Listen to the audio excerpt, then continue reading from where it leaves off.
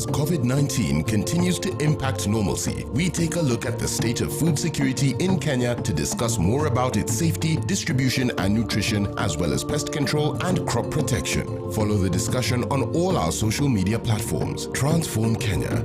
Empower our nation. Brought to you by Farm Kenya in partnership with Ministry of Agriculture, Livestock and Fisheries, Kenya Seed Company, SNV, Yara East Africa and Agrochemical Association of Kenya. Welcome back. You're watching Transform Kenya, both on KTN News and KTN Farmers, as we discuss the pertinent issues that touch on food safety and food security in the country. We have a very interesting panel to just navigate our way in these murky waters that have defined Kenya and the economy. Well, just before we went for the break, we had indicated that we shall be opening our lines, and we want to bring in Dr. Jane Ambuko, who is joining us via phone. And she is a senior lecturer at the University of Nairobi in the Crop and Plant Science Department. Thank you so much, Dr. Ambuko. If you can hear me, what is your overall assessment so far as a country when you look at some of the big lessons we should take out of this COVID-19 and the food security agenda for the nation? Thank you, Abby. I want to emphasize, as we talk about food security, I think we must include that it's just not food security, but it's food and nutrition security. All right? So, apart from the sector, which the PS has assured us that we don't need to worry, we need access to nutritious food, including fruits and veggies, especially so for the low-income populations in the urban areas. Now, we realize that a lot of food and veggies, these perishable commodities, depend on more informal transport and informal market channels, and these have been affected significantly by the restricted movement. So I'm not talking about our formal system, but the informal one. I'm talking about the small trader, small farmer who puts a bag of potato on a matatu or a night bus to deliver to a targeted trader in the city. So this has been affected. So my question would be to the peers, what is government doing to facilitate movement of perishables from the smallholder farmers in the rural areas who depend on the disrupted informal transport? I know the formal system is still working, but the informal one has been disrupted. Because when this is disrupted, you're basically saying that the people who depend on it, the low-income population, the city who depend on these informal channels, do not have access to the nutritious food. The staples, I think we have been assured. But I'm talking about the nutritious food. And together with that, I want to add to that the fact that we know that the importance of nutrition in the holistic approach towards managing COVID. This has been said over and over. But then I am having a problem to see government take its rightful position to actually create awareness of the importance of eating nutritious food. Why? I mean, government, actually, the Ministry of Health has a dietary guidelines on healthy diets, but then very few people are aware of these guidelines. So there's the need for targeted efforts to actually ensure people know why it is important to eat nutritious food, because this is critical. COVID has no cure, but we can boost our immunity to prevent infection and even to manage the disease if we can eat food that is rich in vitamins, food that is rich in micronutrients, food that is rich in antioxidants. So I think we need to, as part of our strategy, we need to see how do we encourage population to eat healthy diets, because this is key, this is critical. And that's why we're talking to Dr. Jane. Yes. I really like your point. I'd want to just, of course, bounce off a few other questions to the other panelists. Just hold your thoughts. Let me bring in Professor Boga. Dr. Jane Ambuko raises some really salient issues around the food nutrition conversation. We know that most of us do see maize as the staple for Kenya. And out of this pandemic, a number of crops can also be on the table for Kenyans to consider as nutritive food that we can consume. PS, do we have a plan around boosting food nutrition? Yeah, actually, our mandate is 100% food and nutrition security. And Jen is right that we have to pay attention to that, and we are. 2 weeks ago, we issued guidelines related to nutrition, and we worked with partners to develop those guidelines. We also are committing some money together with one of our development partners to support vulnerable households with the kitchen gardens that will be supported through supply of inputs using the e-voucher system, of course, so that they are able to grow their own food, especially in some of these urban settlements. And we have been very conscious of this. Of course, sometimes it's a shared mandate between us and health, but we are doing our part on the production side. All right. And among the commodities that we are tracking, we are not just tracking maize. We are tracking almost 10, 15 commodities, including vegetable supply and other nutritious foods. And one of the issues that you had raised previously was the issue of traceability. One of the things that is coming in the near future, we have started this, is registration of farmers. Once we register farmers and we geotag their farms and we identify their produce, with digitization of agriculture, it's possible to put in place a traceability system. All right. And we are in the process of doing that. Of course, the exports to Europe are all traceable. Most of the time when they are confiscated in Europe, we are notified and we are able to go all the way to the farm. We need to do that also for the country. Will we be using the Huduma number for this? Of course. All right, that's on a light note. But to my other panelists, food nutrition is a very expansive subject. But let me rope in Mr. Oloipe. When we talk about diversifying from maize to cassava to millet, do we have the seeds in the country? Do we have the right fertilizer? William, Mr. Ngeno, sorry. But let me bring in Mr. Oloipe first. Thank you, Abby. For the seeds that we have, again, it's true, Kenyans are only used to maize, and that has become a bit of a burden even on the production side of it. But what we need to encourage Kenyans is to be able to also consume other products like rice, like cassava, like yams, which we have the seed for some of this, especially rice. We have the upland rice, and also hybrid rice is available for farmers to grow. We have a variety of them. Even wheat, we have it in plenty, and farmers are able to grow this. The whole essence for us is to reduce the pressure on maize, which if you look at what has been happening lately is that more or less than not every after 2 years, there's always an emergence of pest and disease that affects maize. About 8 years ago, you saw what happened with the maize little necrosis disease. It affected maize. We've been trying as an organization to develop seeds that are tolerant to this. Recently, we just released 2 varieties that are now being grown, especially in the MLN prone areas of South Rift and other areas of Nyanza. This has helped the same. Again, we've seen the fall armyworm. It has affected maize. We're still working on some solutions in collaboration with other stakeholders.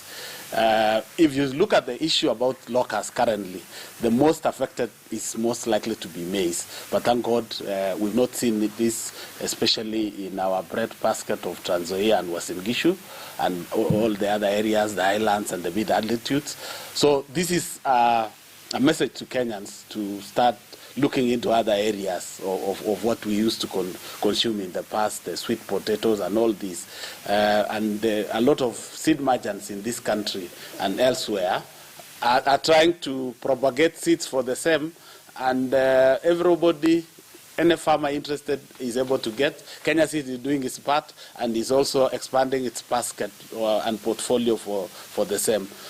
Potato is the same. The seeds that are valuable, not from ourselves, but from some of our merchants and some of our sister companies like ADC are doing this. And I would encourage everyone, apart from maize, of course, which is our flagship, let's, in addition to try other things, try other crops like wheat. Let's try other rice, which is valuable, not just the body, but we also have the upland rice, which again is ranking high as far as the diets of the Kenyan people are concerned. So let's try this. The seeds are valuable. The expertise that goes with its production and the various value chains and the various accessibility to fertilizer and all that, as over the years through government policy has been improved, and therefore we are able to access, and farmers are also able to access credit to sort out some of these issues and plant the seeds that they require. So that's what I say. Thank you. Thank you, sir. And to Mr. Ngeno, what will it take for Kenyans to move away from ugali?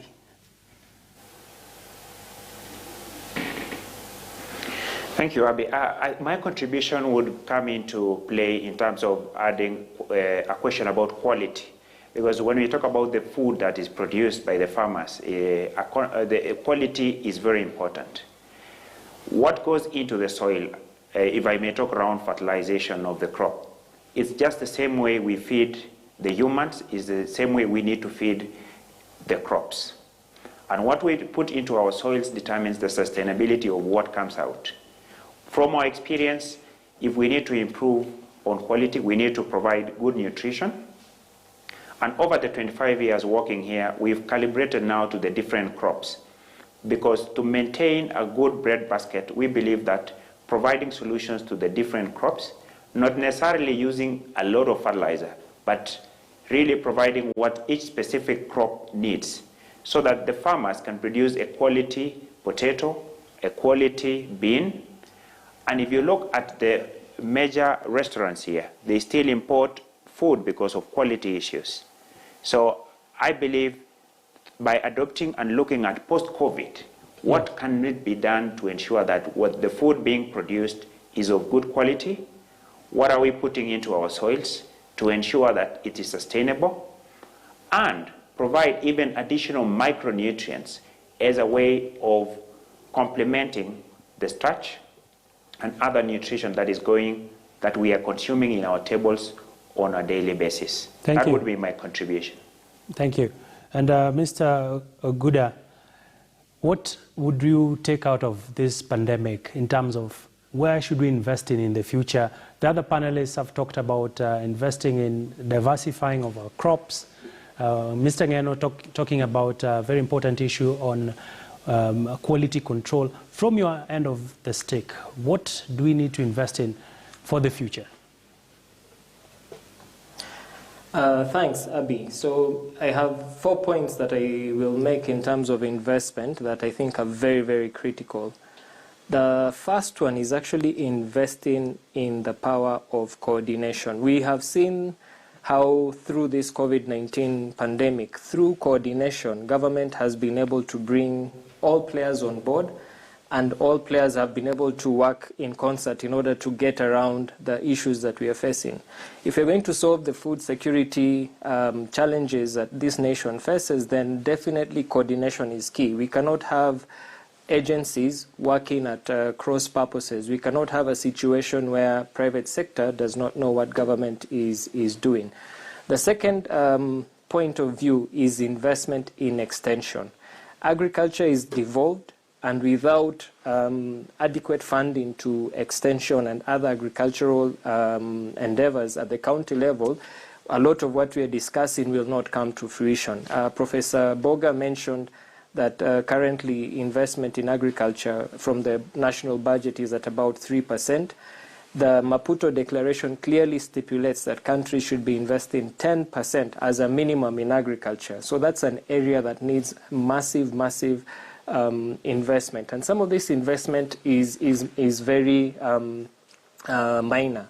I want to draw particular attention to what KEBS, the Kenya Bureau of Standards, did around enabling private sector and all other actors to put out sanitizers and masks by making the standards for those products freely available.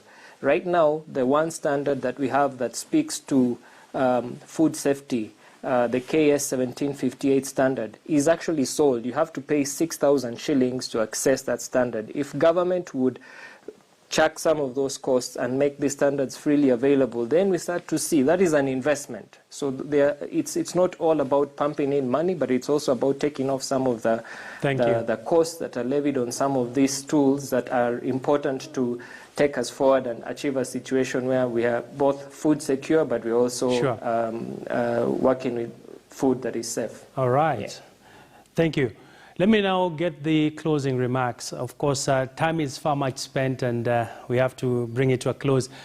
But PS, you have the lion's share in terms of what do you see ahead for Kenya's agricultural sector now that we've had this very insightful discussion from your notes, and as you implement policy, what should we expect in the coming days?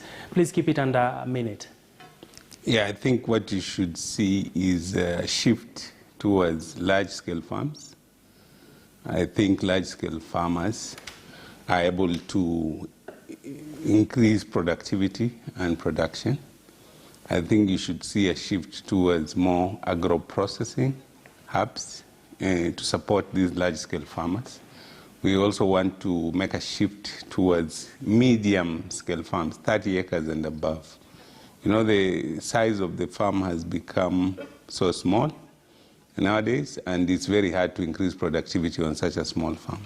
But with 30 acres, you can employ people, professionalize agriculture, but most important is the fact that we need to be climate smart also in our agriculture, because the weather is very erratic and we have to learn to adapt to the weather that is there. And it's still possible to increase production under these circumstances. Thank you so much, PS. Without forgetting Dr. Mbuko, in just under a minute, what would be your parting shot as we wrap up this discussion this evening? I think we need to, in our discussion about food, we want to emphasize the importance of post-harvest management. I think we never talked much about that we are losing food. Yet we're talking about food insecurity. We need to tackle that. We need to tackle nutrition. And somebody mentioned about diversity in our diets. We need to diversify so that we stop this dependency on maize. As we talk about food security, talking about maize. That is good. So diversity, nutrition, and for me, I'm very keen on reducing post-harvest losses. We are talking about quantitative losses and qualitative losses. The peers need to see how we're going to address that so that we plug the gap of the food we lose in the supply chain. Thank you so much, Dr. Jane Mbuko, and to the other set of my panelists joining us from multiple locations remotely. We do appreciate your contribution on Transform Kenya. This discussion has been coming to you live on KTN Farmers as well as KTN News. Remember, let's keep the conversation active on our social media platforms. Remember, our hashtag is Transform Kenya SG and Farm Kenya. My name is Abegina. Have a lovely evening. Keep the conversation going on our social media platforms as we take a look at what's in store for Kenya and her people as we adapt to move forward. Transform Kenya. Empower our nation.